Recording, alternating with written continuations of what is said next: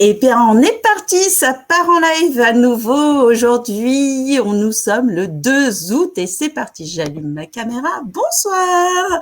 Alors, cette fois-ci, je vais pas oublier de mettre les petits commentaires. Parce que l'autre fois, j'ai même pas vu comment on m'avait fait des petits coucous et pourtant, c'est super agréable de voir vos petits coucous. Donc là, ça y est, je les ai mis. Je vous verrai. Promis, vous pouvez réagir. Aujourd'hui, j'ai encore une invitée, donc voilà, je suis super contente. Il y a des invités quasiment toutes les semaines, c'est trop chouette. On va parler, je vous ai promis un matin de Noël. Et ben c'est un petit peu ça. Pourtant, pour une fois, il fait super beau, il fait chaud, on est content. Mais je vais quand même vous parler de Noël. Je vais surtout vous parler de comment, et avec mon invité très spécial, comment faire la différence, comment vous démarquer en fait, parce qu'on a un petit peu l'impression qu'il y a plein de concurrents, il y a plein de gens qui font plein de choses un peu similaires et qu'on va pas forcément arriver à sortir du lot. Et ben justement, la question c'est un petit peu pourquoi toi? Pourquoi on va venir te chercher toi? Et ben c'est ce qu'on va voir aujourd'hui et tu vas repartir avec des clés pour ça. Donc reste bien, ça va être sympa. Pour illustrer ça, en fait, on s'est dit tu vois par exemple quand on reçoit un cadeau, si on t'offre, je sais pas, un classique de Noël, tu vois, la petite bougie parfumée, ok, sympa, petit cadeau, tu vois, de ta petite nièce ou de, je sais pas qui, hein, peu importe, chacun sa vie. Et ok, elle te le donne comme ça, ok, joyeux Noël, la petite bougie comme ça, bon, ok, ça fait plaisir, c'est sympa. Ça manque un peu de quelque chose. Et c'est souvent un petit peu le tort qu'on a, c'est-à-dire que quand on va vouloir parler de son expertise, de son produit, du service qu'on peut rendre, on va avoir tendance à se focaliser sur le produit, sur le service. Encore pire, on va focaliser sur le prix. Oh mon Dieu, on vend pas on vend pas un service, on vend pas un produit, on vend surtout pas un prix, on vend une offre. C'est-à-dire que ma petite bougie là, si je la choisis bien, c'est-à-dire que je prends le parfum qui plaît à la personne, là c'est jasmin, que en plus je mets ça dans une jolie boîte, que je mets le petit paquet d'allumettes qui va bien pour que ce soit pas la galère au moment de l'allumer. Que mieux que ça, j'écris un petit mot personnalisé sur un petit carton, une petite carte jolie, et qu'en plus je l'offre avec un grand sourire, et forcément ça prend une autre allure et là ça devient vraiment un super matin de Noël, tu vois. Donc là on a vraiment envie de se souvenir de ce cadeau-là et on se dit c'est celui-là que je veux et c'était vraiment un super chouette moment. Donc c'est un petit peu ce qu'on va voir avec mon invité, c'est comment faire en sorte que ton produit, ton service, ça devienne une super offre, que ça devienne vraiment the cadeau de Noël de vraiment de ouf, que tout le monde se rappelle et que tout le monde s'arrache. Pour ça, on va se focaliser sur les caractéristiques de ton offre, de ton produit, les ingrédients un petit peu de la recette. On va voir aussi une notion, alors voilà, je laisserai mon invité vous dévoiler, qui est sur l'offre augmentée. Voyez, on va sortir les lunettes de réalité virtuelle. Et puis, le troisième point qui m'est vraiment cher, c'est vraiment sur l'authenticité, parce que, voilà, ça aussi, c'est important pour faire la différence, parce que, des toi, il y en a qu'un, c'est toi. Donc, des moi, il y en a qu'une aussi, heureusement. Et voilà. Et des Élodie compare à Gay, il y en a qu'une aussi, je vous l'allume tout de suite, là, à la caméra, et je la mets de l'autre côté, parce que c'est mieux, ça veut pas, la technique m'embête. Voilà. Bonsoir, Élodie. Bonsoir. Bonsoir à tous. Alors, Élodie, elle est consultante et mentor. Elle est experte en stratégie marketing. Elle adore parler du prix. Ça, c'est son dada, voilà. Mais quand on parle du prix, il y a aussi cette notion d'offre qui est super importante. Exactement. Et donc, c'était la personne idéale aujourd'hui pour vous parler de cette offre du matin de Noël. Alors, fais-nous rêver, Élodie. Si on attaque sur les caractéristiques, là, les ingrédients, qu'est-ce que tu nous prépares comme recette pour mon matin de Noël génial? Alors, effectivement, pour faire un beau matin de Noël ou un beau produit, on a envie d'avoir les bons ingrédients. Et comme tu viens de le dire, au-delà de l'offre en tant que telle qu'on va vendre, que ce soit un produit, un service, ou du prix, souvent, on achète bien au-delà de ça. Et si on prend par exemple, quand vous cherchez sur Internet une recette pour faire un nouveau repas, vous allez regarder les ingrédients, mais peut-être ce qui va vous donner envie, c'est pas forcément la liste d'ingrédients que vous allez voir sur le site sur lequel vous cherchez la recette, mais ça va peut-être plus la photo du gâteau ou du plat qui est fini, voire encore mieux la vidéo pour vous aider à la faire, etc. Donc c'est pas que les ingrédients, c'est aussi tout ce qui peut aller au-delà. Si je prends un autre exemple, par exemple Vous choisissez un livre, vous choisissez une série sur Netflix que vous avez envie de regarder, vous divertir. Vous allez regarder peut-être la couverture, l'affiche, les acteurs qu'il y a dedans si c'est une série, mais aussi le pitch, un petit peu l'histoire, parce que vous avez envie d'être attiré par l'expérience que vous allez vivre à travers cette série. Et c'est ça qui va vraiment vous donner envie. Donc, c'est pour ça que quand on réfléchit à une offre, c'est pas seulement le produit, le service, le prix, mais c'est essayer d'aller faire vivre finalement à travers votre offre, peut-être déjà l'expérience ou la transformation que vos clients vont vivre à travers votre offre. Et c'est ça qui va vraiment leur donner envie d'aller vers vous et vers votre offre. Alors là, tu as touché du doigt en plus un sujet intéressant qui est l'expérience client, parce qu'on rappelle qu'à chaque fois, on fait tout ça autour du client. Le sujet central, c'est vraiment toujours le client. C'est pas notre produit, c'est pas notre service, c'est pas nous, c'est le client. Et ça, c'est un sujet aussi, je garde la petite surprise, mais normalement, si tout va bien, j'aurai un autre invité pour parler expérience client. Voilà. Exactement. Mais l'objectif central, c'est toujours ça. C'est toujours de répondre le mieux possible aux attentes du client. Bien sûr, on a parlé de se mettre en valeur, nous, notre produit, notre service, mais avec toujours un focus client-centrique qui est indispensable. Voilà. Et donc, quand on réfléchit à travers cette idée d'expérience ou de transformation orientée client, ça nous aide à aller chercher d'autres choses au-delà de purement l'offre auquel on est en train de penser. Par exemple, ça nous permet aussi de réfléchir aux conditions d'achat de votre offre ou aux conditions de règlement. Et des fois, tout l'aspect financier, ça peut être aussi quelque chose de très important pour vos clients. Donc ça peut être un aspect qui peut vous aider à vous différencier. Et alors là, je fais le lien aussi, excuse-moi, mais alors on en a parlé avec Alain. Oui. Je le rappelle parce que c'est super important. Les offres, les conditions tarifaires, etc., qu'on fait à notre client, c'est pas forcément une remise. On évite de toucher à notre chiffre d'affaires, on est bien d'accord. Donc, et puis à notre bénéfice encore plus. Et c'est pour ça que effectivement, le cadeau qu'on fait ou un ingrédient intéressant de notre offre, ça peut être aussi des conditions de paiement du 3 fois sans frais ou du délai ou etc. Et ça fait autant plaisir à notre client des fois qu'un 5 ou 10% de remise. Exactement, quand je dis conditions, c'est pas, tu as tout à fait raison, c'est pas aller baisser le prix et la valeur, au contraire, mais c'est aller chercher peut-être des éléments dans votre offre sans modifier le fond de votre offre, mais qui vont peut-être lui donner plus de valeur aux yeux de vos clients. Donc, des conditions d'achat, par exemple, des conditions de livraison si vous avez des produits. Si vous êtes dans un lieu, les conditions d'accès du lieu, ça peut aussi jouer énormément quand vous réfléchissez sur l'implantation d'un lieu ou le choix d'un lieu pour réaliser un événement, par exemple. Ça peut être un statut, le fait d'être dans... je sais qu'il y a certains clients qui peuvent avoir ce questionnement-là sur je préfère travailler avec quelqu'un qui est dans une entreprise plutôt que quelqu'un qui est sur un statut micro-auto-entrepreneur. Ça, c'est des choses qui peuvent se réfléchir ou se mettre en avant. Vous pouvez avoir une certification que vous voulez mettre en avant, vous pouvez appartenir à un réseau. Ça, c'est bien sur l'Inspirer Confiance, la certification ou une référence. Alors, si on n'a pas de preuve technique, on peut avoir une preuve sociale, de la recommandation client, de l'avis Google, des choses comme ça, ça peut aider aussi, tout à fait. Et donc, ce qui fait que tous ces éléments-là, ça fait... Ah, toi, t'as emballé ton cadeau, ça fait tout de suite mieux, regarde. Ouais, merci, Elodie. Voilà, tout de suite. Vous avez vu, j'ai de la chance. Petit emballage. Vous aimeriez être à ma place. J'avais pas ri encore, attends, il fallait bien que je rigole, mince. J'essayais d'être sérieuse aujourd'hui, voilà, c'est raté. D'ailleurs, j'en profite, tant que j'ai interrompu, quitte à t'interrompre, j'ai plein de gens qui ont mis des petits commentaires. Alors, merci à Séverine, Laurent, Facebook user, je ne sais pas qui c'est. Ça me permet de dire que vous devez avoir quelque part au-dessus ou en dessous de la vidéo un petit truc qui vous dit autoriser StreamYard. Voilà, vous cliquez dessus, ça prend 2 clics, c'est juste pour l'autoriser à divulguer votre nom. Sinon, on ne sait pas qui vous êtes, mais vous avez le droit de rester incognito aussi si vous avez envie. Tu nous parles de cette offre augmentée, là? Je vais chercher l'Oculus ou il n'y a pas besoin? Bon, c'est vrai que j'ai oublié d'amener mes lunettes 3D. Ah mince. Mais je vais quand même vous en parler.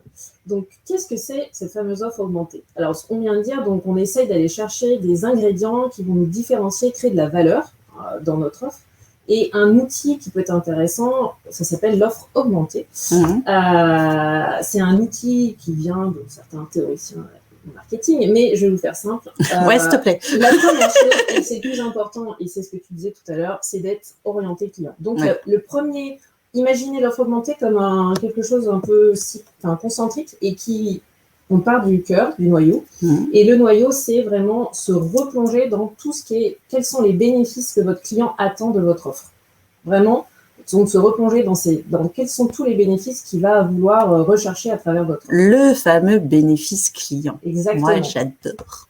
Donc, et pensez, comme je disais tout à l'heure, pensez expérience, pensez transformation. Qu'est-ce qui va se passer avant que votre client achète votre offre, produit ou service, et après, qu'est-ce qui va se passer, donc dans quel état il va se trouver. Et vraiment, donc l'idée, c'est d'aller travailler sur tous ces éléments-là de bénéfices. Si je prends un exemple, vous voulez ouvrir un hôtel, louer des chambres d'hôtel, en général, le bénéfice qu'on recherche habituellement, c'est plutôt dormir, se reposer. Hein, on va partir de ce bénéfice-là. Peut-être. Donc, dormir, se reposer, c'est le bénéfice que votre client recherche. Du coup, ça, on a le noyau. Ensuite, on avance d'un cran et on se demande à quels sont tous les ingrédients vraiment de base, indispensables pour avoir ce bénéfice, se reposer, dormir. Donc, ça va être assez simple. Hein, on va penser assez vite à une chambre. C'est pas mal. On va trouver un lit. Voilà, en général. Et puis, souvent, on va retrouver une salle de bain, des WC. Voilà. Donc, les caractéristiques assez, on va dire, basiques. Donc, ça va être le premier niveau de votre cercle. Ensuite, on va agrandir le cercle et on va se poser la question de tous les attendus qui sont autour de ce produit de base. Hein. Les attendus, c'est quoi? Pour bien dormir et se reposer dans une chambre d'hôtel, ça va être du calme, un environnement où il n'y aura pas trop de bruit, peut-être des rideaux très occultants pour cacher de la lumière ou des volets, du linge propre. Une couette bien moelleuse. Voilà, ça peut être une couette bien moelleuse. Un oreiller tout doux. Voilà, un matelas ferme, selon... Là, tu me fais rêver, là. Tu vois, t'as fait une matelas ferme, là, comme ça, tu vois. Voilà. Je l'ai perturbé, je le fais exprès. Des produits peut-être cosmétiques dans la salle de bain, etc. Donc, il y a un certain nombre d'attendus qui vont aller au-delà de ce produit de base et qui vont commencer à dessiner votre offre. Mais du coup, vous vous rendez compte que déjà, avec ces ingrédients de base et puis ces attendus, finalement, votre offre, elle ressemble un peu à ce qui peut déjà exister par ailleurs. Et donc, l'idée, c'est d'aller encore au-delà de ce cercle. Et c'est là où on est dans l'offre augmentée. Créer la différence. Voilà. Donc, de réfléchir sur la base de ces attendus qui sont finalement votre contrat de base. Tout ce que vous pouvez proposer en plus, qui vont vraiment créer de la valeur et qui vont vous différencier.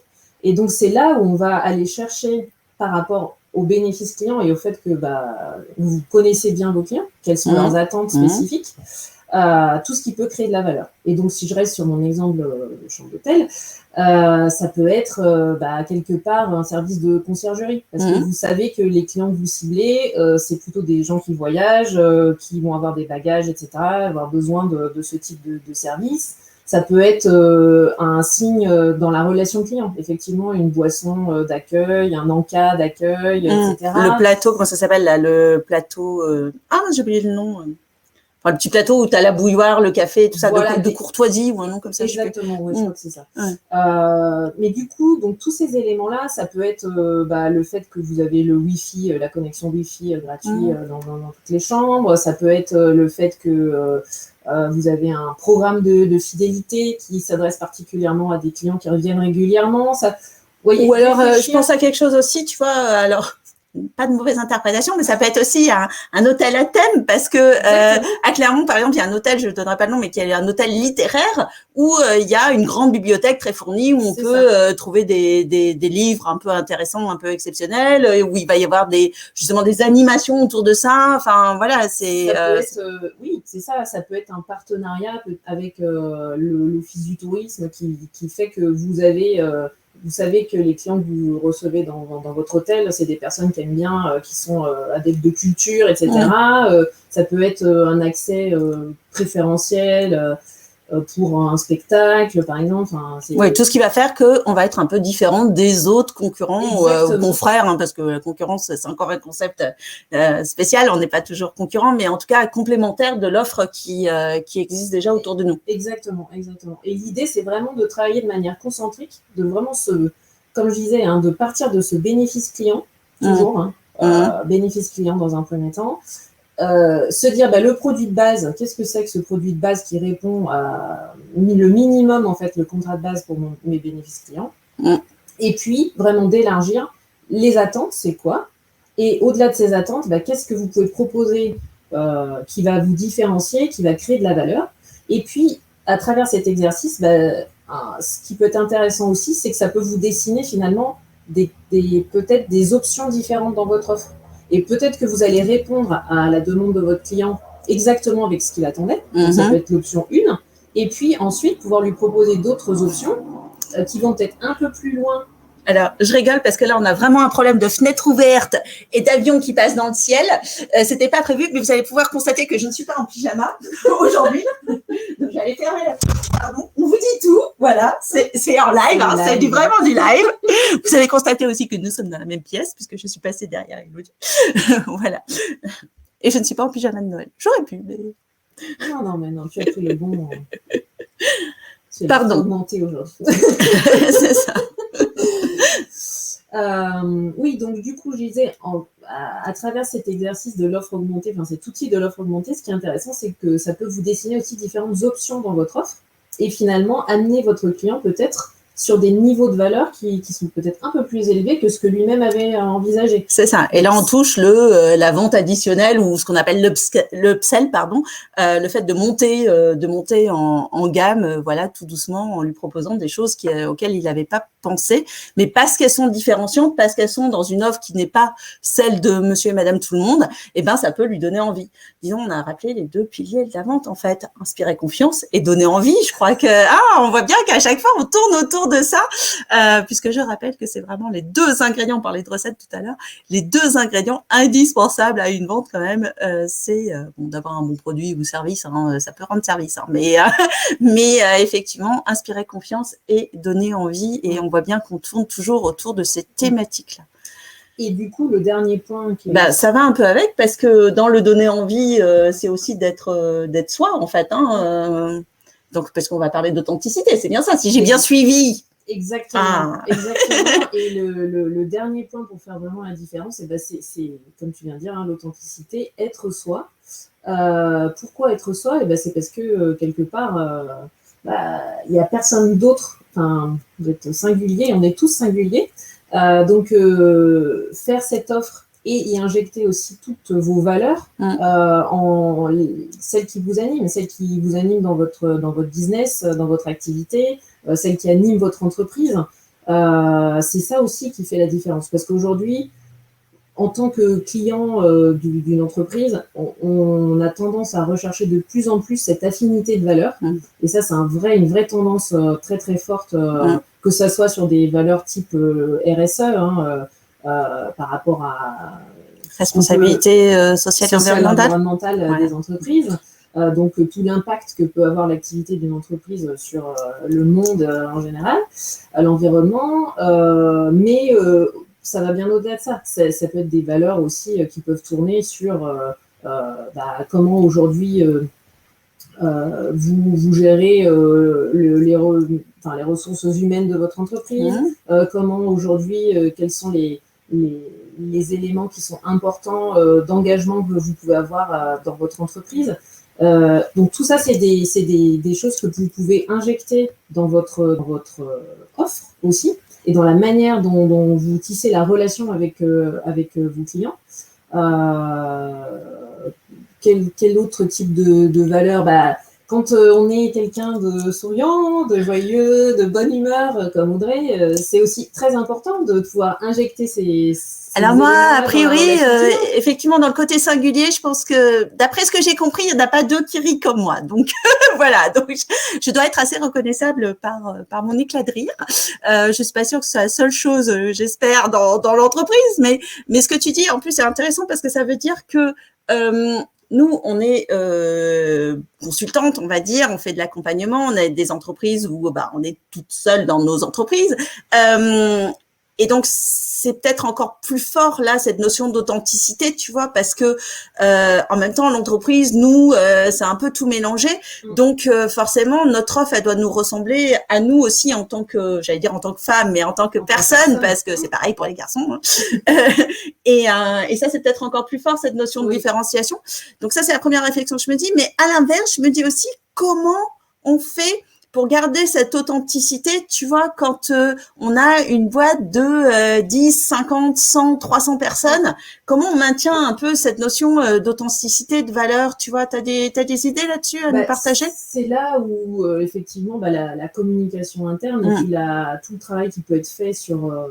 alors, la marque au sens marque employeur, bien sûr, puisque la marque, ça peut être la marque, on va dire, produit ou oui, pour le client, mais aussi en interne. Mais ça peut être aussi la marque employeur en interne. Et c'est ce genre de travail qui peut être fait aussi sur la marque employeur, à l'intérieur de laquelle on peut injecter ces valeurs, à savoir que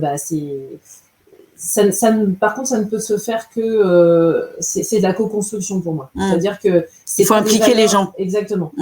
Comme tu l'évoquais, quand on est dans une entreprise où on est plutôt la personne au centre de l'activité, comme tu disais, nos valeurs, c'est nos valeurs personnelles. Et quand on parle d'une marque employeur et des valeurs d'une marque d'entreprise, c'est la même chose. Il faut que ce soit co-construit et que c'est des choses qui soient vraiment vécues, on va dire, dans l'entreprise. Oui. Et pas qu'ils soient plaqués de manière... Ça, on en connaît quelques-uns comme ça, là. Voilà. Ça marche pas. Parce que, si on revient à ce que tu évoquais, ce qui fonctionne et ce qui crée la relation, parce que finalement... on parle de vente, mais on parle de relations clients, et de relations, oui. D'ailleurs, on parle maintenant, tu sais, on parle de B2B, B2C, etc. Et on parle beaucoup de H2H aussi, human to human. Hein. Et ce qui crée la relation, ça reste quelque chose d'assez, j'ai envie de dire, presque animal. Hein. C'est qu'on sent, on sent. Animal, les chambres d'hôtel, tout ça, ça va dériver encore, ça part en live tout le temps. Non, moi, c'est chaud, voilà. Donc, plus sérieusement, mais c'est des choses c'est l'authenticité en fait. J'adore, ça te perturbe, j'adore. C'est l'authenticité qu'on va rechercher et c'est ça qui va faire créer le lien. Et cette authenticité, on la ressent ou on la ressent pas. Donc c'est aussi d'être aligné, congruent, toujours, de toute façon. Aligné. Donc si on résume, on a des ingrédients, c'est pas juste un produit ou un service, c'est vraiment des ingrédients pour faire un joli gâteau.